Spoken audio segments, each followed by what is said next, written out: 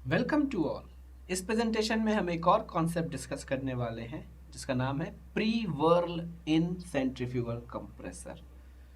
क्या होता है कि कंप्रेसर जो है बहुत हाई आरपीएम में रोटेट करता है। हमने पहले बताया 20,000 25,000 आरपीएम में रोटेट करता है।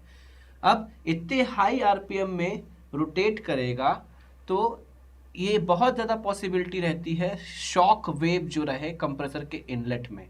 कंप्रेसर इतनी ज़्यादा हाई वेलोसिटी से रोटेट करेगा तो उसके इनलेट में शॉक वेव जनरेट होने की बहुत ज़्यादा पॉसिबिलिटी रहती है। कहाँ पे? इम्पेलर के इनलेट में। ये शॉक वेव की पॉसिबिलिटी कब रहेगी? जब मैक नंबर जो रहेगा वो 1 से ज़्यादा हो जाएगा, मतलब सुपरसोनिक की तरफ जब बढ़ने लगेगा। तो मैक नंबर क्या होता है? वेलोसिटी ऑफ एयर या फ्लूइड जो भी है अपॉन वेलोसिटी ऑफ साउंड। ठीक है, इसको और अपन लोग डिफाइन करें तो मैक नंबर क्या होता है? v upon root of gamma R T. तो जब इम्पेलर के इनलेट में किस वेलोसिटी से स्ट्राइक करता है? रिलेटिव वेलोसिटी से। तो यदि Mach number V R one से अपन स्ट्राइक कराते हैं इम्पेलर के इनलेट पे, तो अगर रिलेटिव वेलोसिटी इम्पेलर के इनलेट में बहुत ज़्यादा हो गई, इतनी ज़्यादा हो गई कि मैक नंबर 1 से ज़्यादा हो गया, तो इम्पेलर के इनलेट में क्या होगा? शॉक वेव जनरेट होंगे, जिससे कारण उससे क्या होगा?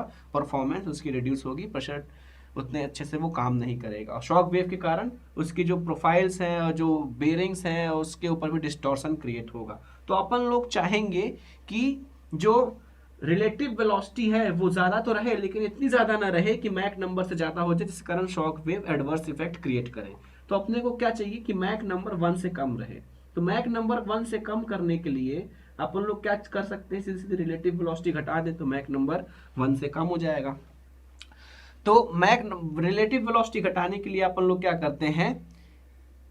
इम्पेलर के इनलेट से पहले एक गाइड वेन्स लगाते हैं। क्या लगाते हैं? इम्पेलर के इनलेट के पहले एक गाइड वेन्स लगाते हैं जिससे एक प्री रोटेशन दिया जाता है जो फ्लूइड आ रहा है उसको, जिससे क्या होता है? उसकी रिलेटिव वेलोसिटी जो है वो इनलेट पे कम हो जाती है। अब ध्यान दीजिए, इम्पेलर अच्छी तेज घूम रहा है और फ्लूइड जो आया स्ट्रेट स्ट्राइक करा तो उसकी रिलेटिव वेलोसिटी क्या होगी? बहुत ज़्यादा रह जाएगी। क्यों? क्योंकि फ्लूइड तो अपना स्ट्रेट आ रहा है, इम्पेलर तो बहुत हाई वेलोसिटी से घूम रहा है, रिलेटिव वेलोसिटी बहुत ज़्यादा हो गई तो उसमें क्या होगा? मैक नंबर 1 से ज़्यादा हो जाएगा, शॉक वेव प्रोड्यूस हो सकते हैं। लेकिन इम्पेलर जब बहुत तेजी से घूम रहा है और फ्लूइड को भी हम हल्का सा क्या करें?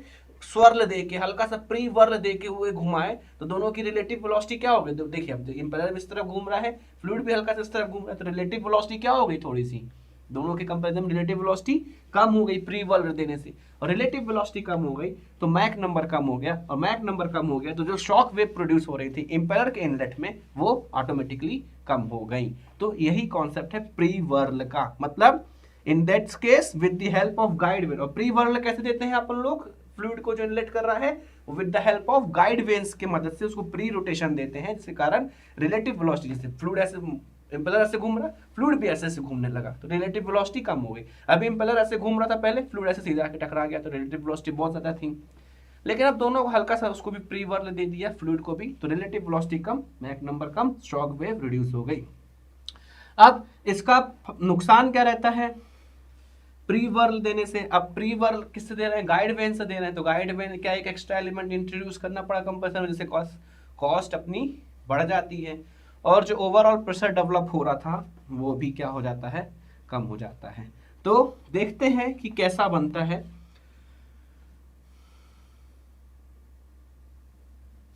अभी अपन लोग विदाउट प्री वर्ल की बात कर रहे हैं। विदाउट प्री वर्ल रहता है तो ये ऐसा इनलेट बनता है। ये अपना क्या हो गया? V1 is equal to VF1, ये अल्फा, ये थीटा, ये U1। ठीक है, और ये अपना क्या हो गया? VR1। अब प्री वर्ल देना है, मतलब इनलेट में भी अभी यहाँ पे VW1 कितना है?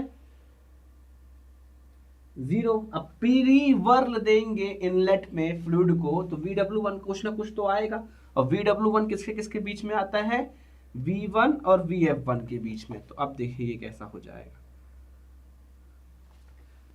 ये रिलेटिव वेलोसिटी V1 तो ऐसा ही रहेगा, VF1 ऐसे ही रहेगा। अब V1 जो रहेगा वो यहाँ पे नहीं रहेगा, V1 कहाँ चले जाएगा, थोड़ा सा ये ऐसे हो जाएगा, क्योंकि V1 और VF1 के बीच में अपना क्या आ गया, VW1। ये इतना प्रीवर्ल अपन ने उसको दे दिया, ये वाला क्या हो गया V1, ये अल्फा। तो अब VW1 इतना आ गया। अब U तो अपना जो था U1 जितना था, जितनी स्पीड से इम्पेलर घूम रहा है उतनी स्पीड से बाद में घूमेगा, भले तुम फ्लूइड किसी भी स्पीड से भेजो घुमा फिरा के। तो इतना U था, तो अब इतना U यहाँ पे रहेगा। तो U अपना कहाँ तक हो गया, ये यहाँ तक।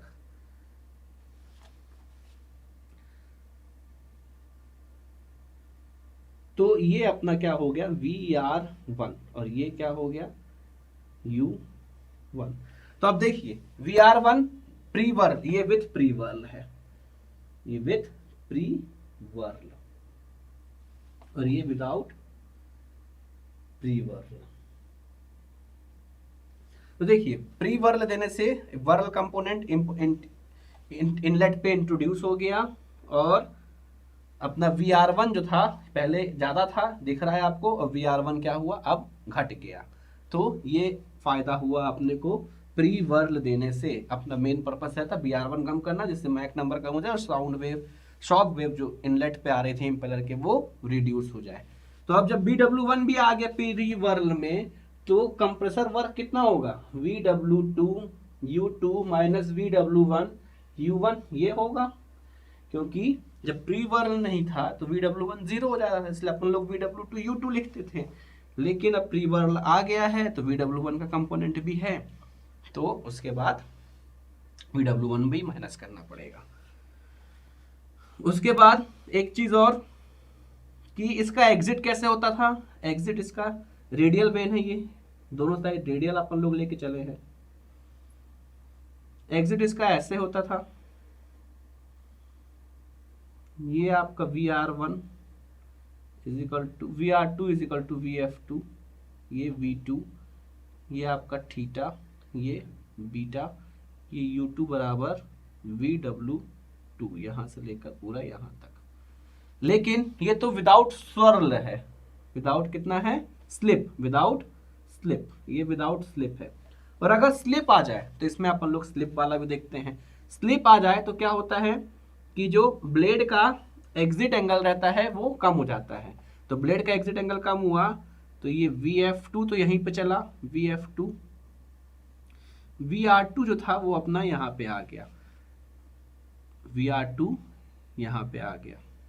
अब U तो जितना था पहले उतना ही रहेगा, तो ये अपना VR2, और ये ब्लेड एंगल एग्जिट पे क्या हो गया, फाई कम हो गया, एग्जिट पे ब्लेड एंगल फाई कम हुआ, और ये अपना V2, ये बीटा। और यहां से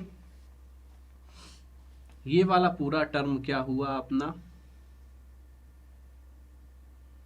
U2, और ये वाला VW2। तो ये विथ स्लिप है, ये वाला आउटलेट। देखिए स्लिप का फिनोमिना कहाँ पे मिलता है अपने को, आउटलेट में, और प्री वर्ल का फिनोमिना कहाँ पे मिलता है, इनलेट पे। सो आई होप प्री वर्ल आपको समझ में आया होगा। पर्पस क्या था कि रिलेटिव वेलोसिटी बहुत ज्यादा हो जाती थी, जिसके कारण शॉक वेव हो जाती थी इनलेट पे, शॉक वेव के कारण बाकी एलिमेंट डिटोरिएट होते। इस कारण अपना एक सॉल्यूशन निकाले कि इस रिलेटिव वेलोसिटी कम कर दे तो मार्क नंबर 1 से कम हो जाएगा, और जिससे शॉक वेव रिड्यूस हो जाएंगी। जिससे एक सॉल्यूशन था गाइड वेन के थ्रू जो इनलेट फ्लूइड आ रहा था उसको भी थोड़ा सा रोटेशनल स्पीड देते, हल्का सा वर्ल दे दे, जिससे रिलेटिव स्पीड अपनी क्या होगी, कम हो जाएगी। तो शॉक वेव जो जनरेट हो रही थी वो कम हो गई थी। इसके कारण क्या हुआ, अपना कॉस्ट बढ़ गई, एक एलिमेंट आ गया, और साथ साथ प्रेशर डेवलप जो हुआ वो कम हो गया। क्यों प्रेशर डेवलप कम हुआ, क्योंकि पावर भी तो कम हो गई ना, यहाँ पे पावर कम लगी तो सीधे सीधे प्रेशर डेवलप कम हो रहा है। ये मत सोचिएगा पावर कम हो गई, पावर कम हुई तो प्रेशर डेवलप भी तो कम हो गया। पावर जो अपने को देनी थी वो कम हो गई, लेकिन प्रेशर जो डेवलप होना था वो भी कम हो गया। सो आई होप प्री वर्ल आपको क्लियर हुआ होगा। Thanks for paying your attention.